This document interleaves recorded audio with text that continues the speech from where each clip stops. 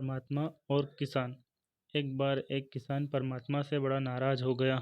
कभी बाढ़ आ जाए, कभी सूखा पड़ जाए, कभी धूप बहुत तेज हो जाए तो कभी ओले पड़ जाएं। हर बार कुछ न कुछ कारण से उसकी फसल थोड़ी खराब हो जाती है। एक दिन बड़ा तंग आकर उसने परमात्मा से कहा, देखिए प्रभु, आप परमात्मा हैं, लेकिन लगता है आपको खेती बाड़ी की ज़्यादा जानकारी नहीं है। एक प्रार्थना करता हूँ कि एक साल मुझे मौका दीजिए, जैसा मैं चाहूँ वैसा मौसम हो, फिर आप देखना मैं कैसे अन्न के भंडार भर दूंगा।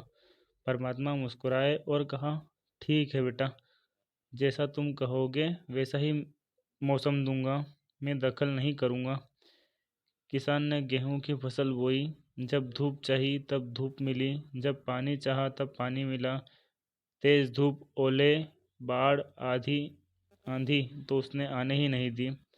समय के साथ फसल बड़ी हुई और किसान की खुशी भी, क्योंकि ऐसी फसल तो आज तक कभी हुई ही नहीं थी। किसान ने मन ही मन सोचा, अब पता चलेगा परमात्मा को कि फसल कैसे करते हैं। बेकार ही इतने बरस हम किसानों को परेशान करते रहे। फसल काटने का समय भी आया। किसान बड़े गर्व से फसल काटने गया, लेकिन जैसे ही फसल काटने लगा, एकदम से छाती पर हाथ रखकर बैठ गया। गेहूं की एक भी बाली के अंदर गेहूं नहीं था। सारी बालियां अंदर से खाली थी। बड़ा दुखी होकर उसने परमात्मा से कहा, प्रभु, ये क्या हुआ? तब परमात्मा बोले, ये तो होना ही था। तुमने पौधों को संघर्ष का जरा भी मौका नहीं दिया। न तेज धूप में उनको तपने दिया, न आंधी ओलों से जूझने दिया। उनको किसी प्रकार की कोई चुनौती का एहसास जरा भी नहीं होने दिया। इसलिए सब पौधे खोखले रह गए। जब आंधी आती है तो तेज बारिश होती है, ओले गिरते हैं, तब पौधा अपने बल से ही खड़ा रहता है और अपना अस्तित्व बचाने का संघर्ष करता है।